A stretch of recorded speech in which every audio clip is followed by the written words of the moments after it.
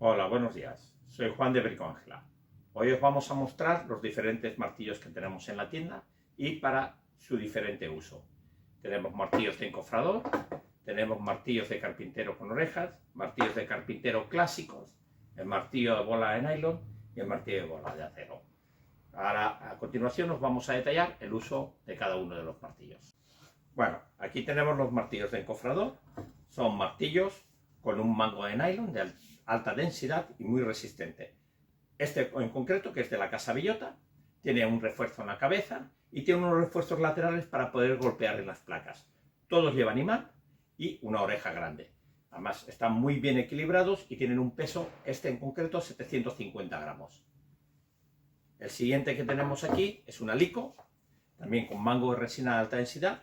Lo mismo, tenemos el imán, tenemos una oreja grande y está también muy equilibrado. Nos permite un trabajo muy duro para golpear placas con un imán muy potente. Y por último, tenemos otro de la casa Alico, pero en este caso es un martillo más ligerito. Es un martillo de 500 gramos, también con las mismas características, pero con una oreja diferente, porque es para clavos más pequeños. Si mientras los dos primeros eran para clavos entre 8 y 10 centímetros, este está pensado para clavos entre 6 y 7 centímetros. El imán es más pequeño y es más ligero para poder clavar clavos sin hacernos tanto daño en la muñeca. A continuación os presento los martillos de carpintero con oreja. Ya no son martillos de encofrador, sino martillos de carpintero. La diferencia es que no tienen el imán y son mucho más ligeros. Este es el más pesado de todos. Es uno de la casa Stanley con un sistema antivibración. Nos permite clavar un clavo de tamaño mediano. Tiene un peso muy equilibrado, una buena cabeza y una buena oreja. Luego ya tenemos los martillos de carpintero más de bricolaje.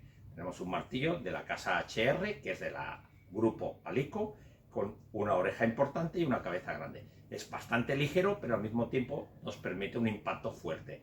Es un martillo que para un bricolaje avanzado, para un carpintero que no tenga que utilizarlo todo el día.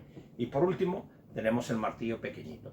El martillo pequeñito tiene las mismas características que los demás, porque es un martillo con un pequeño imán para ayudarnos a clavar clavos pequeños, pero muy buen impacto. Es muy reducido, cabe en cualquier caja de herramientas, lo podemos tener en cualquier hogar porque no nos molesta. Nos permite sacar clavos más pequeños, pero al mismo tiempo nos permite clavar un clavo con un impacto importante y es muy manejable. A continuación os presentamos los martillos de carpintero clásicos. Son martillos de peña, son de diferentes tamaños y diferentes pesos.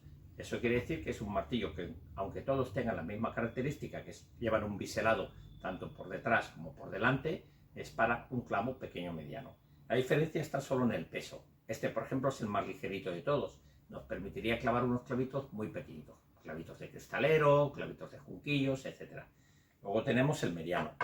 Es un martillo que es un martillo más útil que el anterior porque nos permite con el biselado delantero clavar un clavo pequeñito, pero tiene el biselado o el peso superior para clavar un clavo mediano. Y por último tenemos el martillo más grande de carpintero. Estamos siempre con las mismas características. El biselado nos sirve para apuntalar o clavar el clavo pequeño y como tiene bastante peso nos permite ya clavar un clavo mediano, 3,5 centímetros, 4 centímetros, porque el impacto a la hora de golpear es importante. Como podéis apreciar, todos ya los hacen con mangos de resina. Eso evita la vibración y evita que se nos rompa fácilmente los mangos. Por último os presento estos martillos. Estos martillos ya no son unos martillos para un bricolaje, sino son unos martillos mucho más específicos.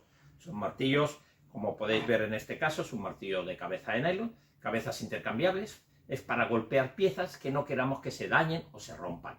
Son martillos mucho más especializados, no es un martillo tan uso de bricolaje, sino más técnico. Y por último, el martillo de mecánico de toda la vida. El martillo de mecánico de toda la vida tenéis varias medidas, aquí os estoy presentando una mediana. Tiene una base para golpear piezas y una base redondeada para golpear piezas pequeñas para darle forma. Este martillo era muy utilizado para los chapistas. Hasta aquí todos los martillos en Bricoángela.